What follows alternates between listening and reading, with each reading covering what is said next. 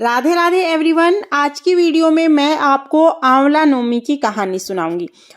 एक बार एक आंवलिया राजा था जो रोज एक मन सोने के आंवले दान करता था और उसके बाद ही खाना खाता था। एक दिन उसके बेटे बहुओं ने देखा कि राजा रोज इतना सोना दान कर देता है, इस तरह तो सारा धन खत्म हो जाएगा, इसलिए इनका दान बंद कर देना चाहिए। एक पुत्र आया और राजा से बोला कि आप तो सारा धन लुटा देंगे, इसलिए आप आंवले का दान करना बंद कर दीजिए। पुत्र की ऐसी बातें सुनकर राजा को बहुत बुरा लगा। राजा और रानी जंगल में जाकर बैठ गए। अब आंवले का दान नहीं किया, इसलिए उन्होंने कुछ खाना भी नहीं खाया। तब भगवान ने सोचा कि अगर हमने इसका सत नहीं रखा तो दुनिया हमें नहीं मानेगी।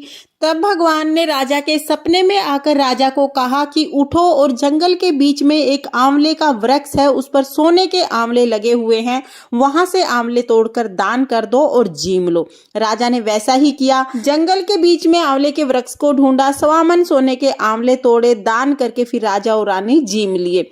इस तरह से भगवान की कृपा से रोजाना आंवले का दान करता रहा। राजा के पास दोबारा धन के भंडारे भर गए, राजपाट हो गया। राजा रोजाना प्रतिदिन अपने नियम के अनुसार 1.25 मन आंवले दान करने लगा। राजा प्रतिदिन 1.25 मन आंवले दान करता था, इसलिए सभी लोग उसे आंवलिया राजा के नाम से जानने लगे। उधर जो राजा के बेटे बहू थे, उनके पास धन का मानो अकाल पड़ गया। सारा धन लुट गया, सब कुछ बर्बाद हो गया। आसपास के लोगों ने कहा कि जंगल में एक आंवलिया राजा रहता है, तुम वहां चले जाओ, तुम्हारे सारे दुख दूर हो जाएंगे।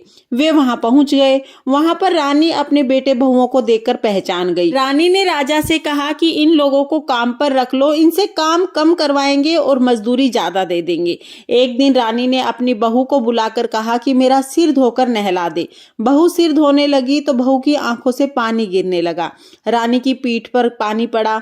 तब रानी बोली कि मेरी पीठ पर आंसू क्यों गिरे हैं, तुम बताओ, तुम क्यों रो रही हो।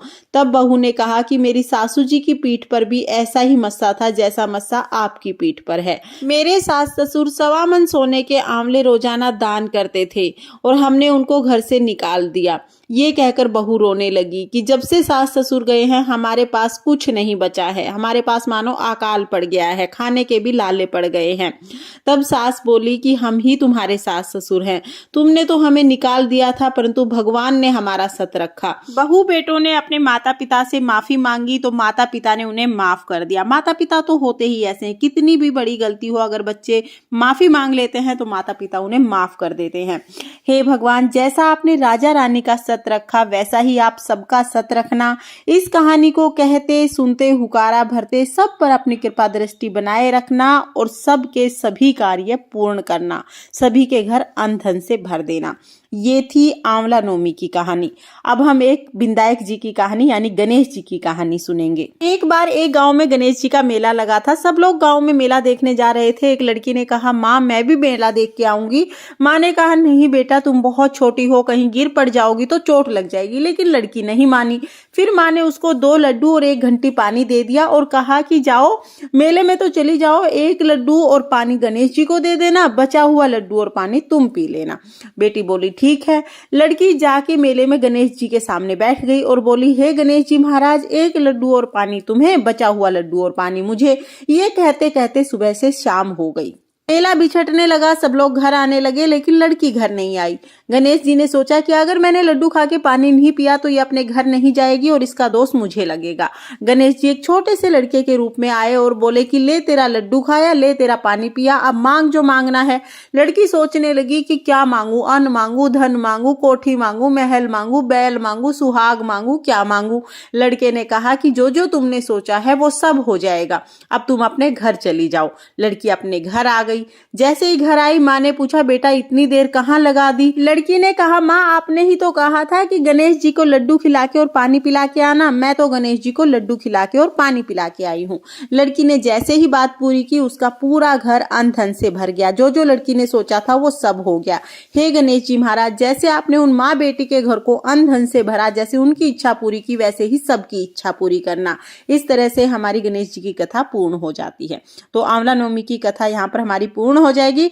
कथा सुनने के बाद जो फूल और तिल लिए हैं वो हम आंवले के वृक्ष में समर्पित कर देंगे। और अब की बार ये सवाल बहुत ज्यादा पूछा जा रहा है कि आंवला नवमी रविवार की पड़ रही है तो हमें पूजन कैसे करना है। तो देखिए, जब भी कोई बड़ा त्योहार किसी भी वार का पड़े तो त्योहार को ज्यादा महत्व दिया जाता है और त्योहार को पूरे विधि विधान से मनाया जाता है। तो अगर आंवला नवमी रविवार की भी पड़े तो भी आंवला वृक्ष का पूजन किया जाता है, परिक्रमा की जाती है और कथा भी सुनी जाती है। तो आंवला वृक्ष का पूजन हमें बिल्कुल उसी तरह से करना है।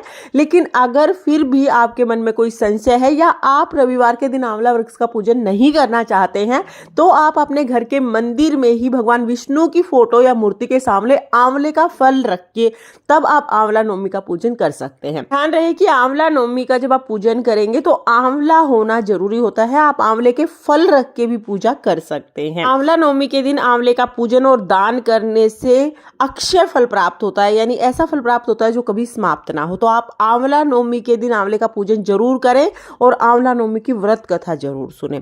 फ्रेंड्स, आपको ये कथा कैसी लगी कमेंट करके जरूर बताना। और अगर ये वीडियो आपको पसंद आई हो, वीडियो आपके लिए थोड़ी बहुत भी यूजफुल हो तो प्लीज वीडियो को लाइक कर देना। और हम महिलाएं घर में तीज त्योहार कैसे करते हैं ये देखने के लिए मेरे चैनल को सब्सक्राइब कर लेना। तो चलिए फिर मिलते हैं किसी और वीडियो में, तब तक के लिए जय श्री हरि, राधे राधे।